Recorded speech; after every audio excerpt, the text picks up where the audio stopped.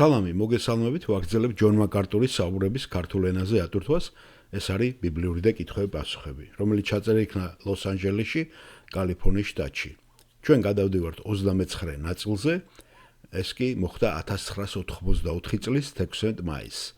ანუ აპრილის შემდეგ გავიდა რამოდენიმე თვე და კიდევ შეიკრიბნენ ამჟამად უკვე ბიბლიური კითხვე-პასუხებზე. ის ორგანიზაციის საკითხებს ეხებოდა წინა 28-ვე განყოფილება, ეხლა კი ბიბლიური კითხვები და პასუხებია.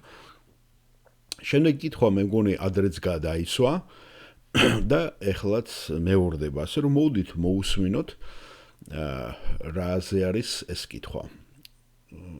კერძოდ ჩვენ მე მგონი შევეხეთ ამას, მაგრამ მე მაინც მინდა რომ გავიმეოროთ ეს. მოგესალმებით, ჯონი მიმართავს შესავალის სახით. მოგესალმებით ყველას.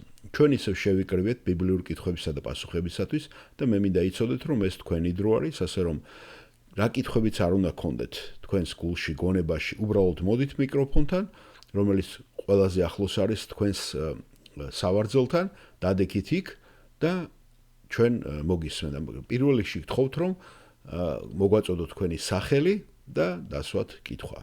სალამი, მოგესალმებით, მე ვარ როუზ შამანია. ეს კითხვა ეხება დაბადების წიგნს, მესამე თავს, პირველ ლექსს და დაბადების მესამე თავის მე-14 მუხლს. რა სახით იყო სატანა ევას ცდუნების დროს? აქ წერია რაღაც, რომ ის ყველა პირუტყვზე უფრო ცბიერი იყო, ანუ პირუტყვი იყო და შემდეგ მე-14-ში რომ ის მუცელზე იხოხებდა. ასე რომ ის დასახელებულია რომ გველი იყო და უთხრა უფალმა ღმერთმა გველს. რატომღაც სატანამ თავის თავი გამოავლინა ამ გველის მეშვეობით? ახლა ჩემი კითხვა იმაში მდგომარეობს, რომ როგორი იყო ეს გველი? თუ ხედავთ და ბევრი ფიქრობს, რომ ის ხიდან ელაპარაკება მათ, ეთყობა, რომ მას ჰქონდა საშუალება ხეზე რაღაც გარკვეულწილად ასვლის. და ფეხზე მდგომი არსება იყო ეს რაღაცა და ესეც მიიჩნევენ ძალიან ბევრი.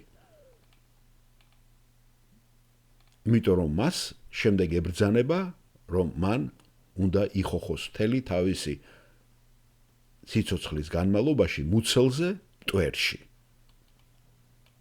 და ის უცე გადადის და მუცელზე და ჩვენ დღეს ხედავთ ამ გველს ესეთი ფორმით.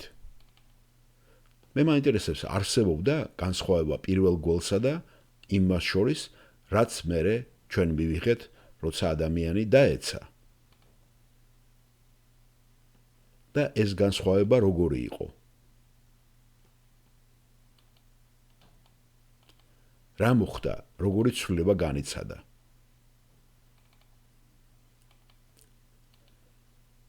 ჩვენ ვიცით რომ ის პირუტყვი იყო და უკაცრავად ჯონი მაკარტური მე ესეთი შთაბეჭდილება დამრჩა რომ ჯონს ძალიან დიდად არ სიამოვნებს ამ თემებზე საუბარი და უბრალოდ ცოტათი გაუგებრული ვიცალი და აწყვეტინებს უკაცრავად რა იგულისხმოთ რომ ის პირუტყვი იყო, ასე არ არის?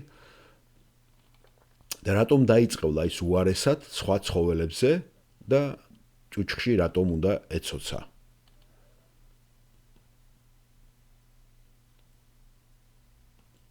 სხვა სიტყვებით, ჩვენ ვიცით რომ წყევლა ყველა ცხოველს შეეხო, მაგრამ მისი წყევლა უფრო მძიმე იყო, ამ პირუტყვის წყევლა და უფრო მკაცრი ვიდრე სხვების.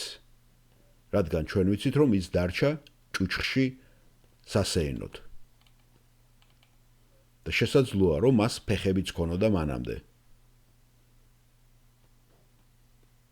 ისე სიმართლე გითხრათ, არავინ არ იცის ეს.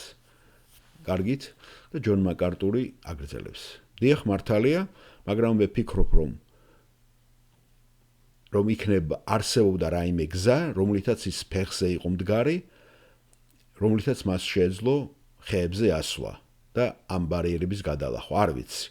მაგრამ მისი წყევლა კი მართლაც უფრო მკაცრი იყო, მხოლოდ იმის გამო, რომ ის ჭუჭხში დაცოცავდა. და ის უფრო დამამცირებელი პოზიციაა და გულწრფელად რომ გითხრათ, თუ თქვენ ჩაატარებთ გამოკითხვას მთელ სოფლიოში, ყველაზე არაპოპულარულ ცხოველს აუცილებლად ყველა იტყვის, რომ არის გველი. ხო მართალია? და მეც კითხვა რომ დაგისვათ, რომელ თქვენქანს უყვარს ნამდვილად გველები? არის ისე ბევრი ალბათ, ხო? იმიტომ რომ ეს საზიზღარი არსებაა, რომელიც ირგვლივ დასრიალებს და არ მინდა სიმართლე გითხრათ ამაზე ბევრი ვისაუბრო, თორემ ეგერ მეორე რიგში ჩვენ დავკარგავთ და ვეღარ მოვუსმენთ სხვა ქალბატონებს. ხოთ, ეხლა გადავიდეთ შუაში.